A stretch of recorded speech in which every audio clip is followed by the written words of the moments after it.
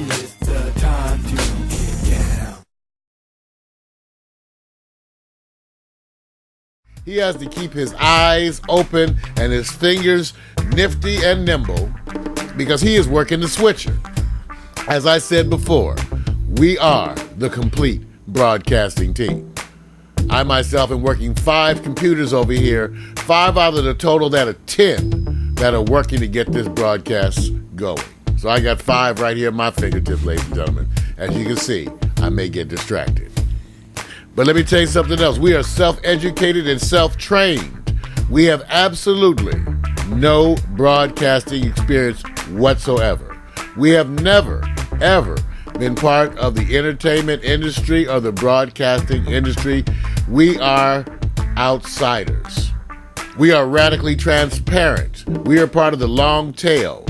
We are not traditional, and we are the new. Yeah. You know, sometimes you have to applaud people who have spoken so well about the efforts and hard work that they put into what they do to try to gain donations. I appreciate that fundraising announcement. Man, we need some donations. We need more than that. We need some donations. We need people. You want to call Jesse? I'm about to call him. Okay, all right. You know, what's that number again? Yeah, whatever it is, call him. Because where you at, Jesse? You know, like I said, I have an old saying that goes way back, you guys. Don't be mad at me. This world needs an enema.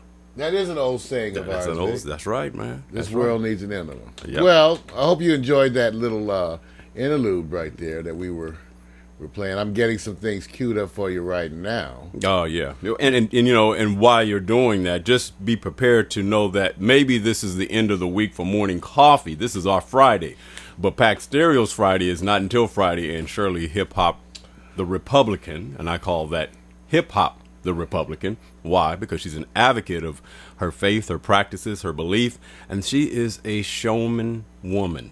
Showman woman. She's a showman woman, and she has a wonderful rack. And so, you know what? We poke at each other, right? Figuratively, not literally. Yeah. See, and you're right. First of all, Shirley Huzar is the hip hop Republican, and I am a radical leftist. So there's a disconnect right there. Right. We have the political brother who sits in on her show to try to balance out that Republican rhetoric. Yeah. And, you know, but for all of you Democrats out there, she calls you loser. She insults your mama. You need to watch this show.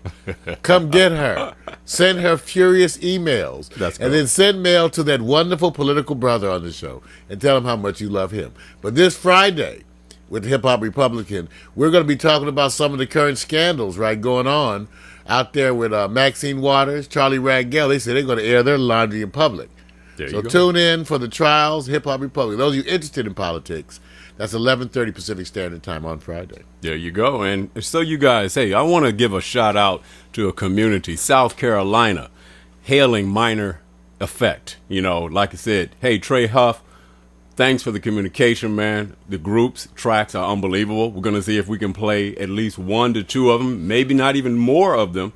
But I wanted to let you guys know, stay with us. We're going to profile their music and let you guys see how talented these guys are. That's right. That's in the upcoming segment, which we call Sipping and Schmoozing. That's right. Only thing, we're going to do it virtually. We're going to sip and schmooze. That's right. In a virtual way. And deal with Minor Effect and see what they're doing. Okay? Gotcha. Now, we're still easing our way into the broadcast. I want to say also, give a shout out. Like we said, we had a bunch of folks drop in last night. Wonderful, wonderful.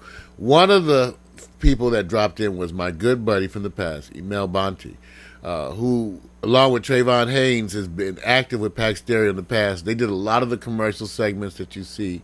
A lot of the pieces were shot and edited.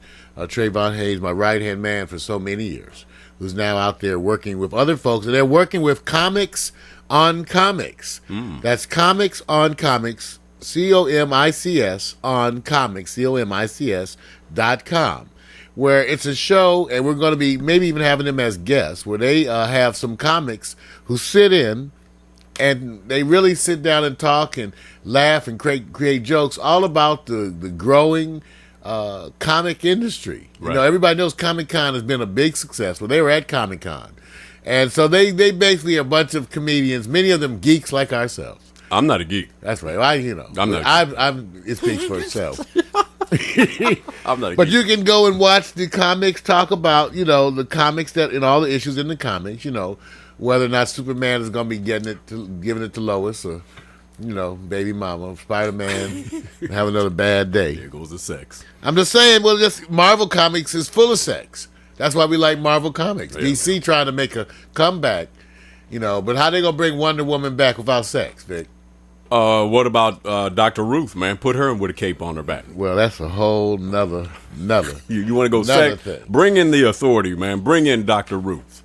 Well, all right. We'll see.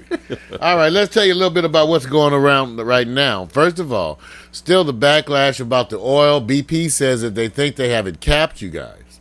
The ongoing BP thing. Every Monday I try to give you the more full update. But, is it me or does anyone hate buzzwords like static kill? See, they love to give you these. That shows you that they've hired a publicist when they come up with these terms like static kill as opposed to dynamic kill or just capping the damn well. Okay? No, they got static kill. Well, now they say that they're reaching a milestone with their static kill success. Maybe 90 millions of oil spilled. And then they're all going like, well, we don't see any.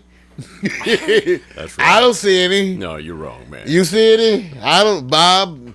And, you got to watch out. I've railed on this a little bit because it behooves both the government and BP to act like there is no longer any oil. The government doesn't want to have it in the public. The administration doesn't want to have it in the public. BP doesn't want to have it in the public. So this is why you need to be scared. I'm just suggesting they would like to turn a blind eye and act like it doesn't exist until those cancers start to hit you. In those record numbers of diseases, or as we see the shrimp disappear from the Gulf of Mexico for the next 20 years.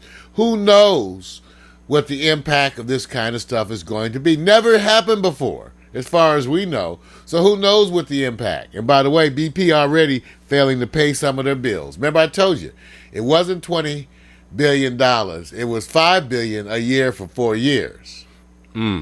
That's not the same to me. No, it's not, man. Okay, but I hate when you watch the media, they go, 20 billion. I go, no. You do it too. You go, no. $5 billion a year for 4 years. All right. Oh, yeah.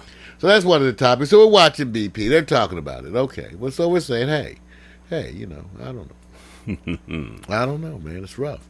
Okay, and so still a lot of flooding in Pakistan, man. 1,500 or more people dead in Pakistan as they attempt to, dig them out, get some help out to them. So bad. Remember, I warned everybody, even though we're so political here, about how easy it is to develop opinions. Remember how bad the opinions we had of Iran were? Remember how many of you were saying, nuke them?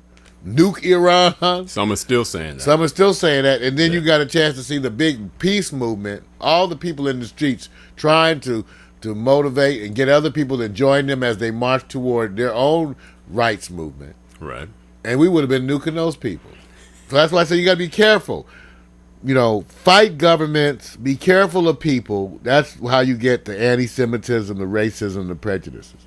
By the way, Vic, have you heard about this so-called controversy about building a mosque near the former site of the... it just shows to me the regulative prejudices that exist, and they try to intellectualize it as much as they can. You're talking about the next to the 9/11 site. Yeah, because I'm just a black man. Now, no offense. If I was going to object to Christian things for every place where Christians did to black folks,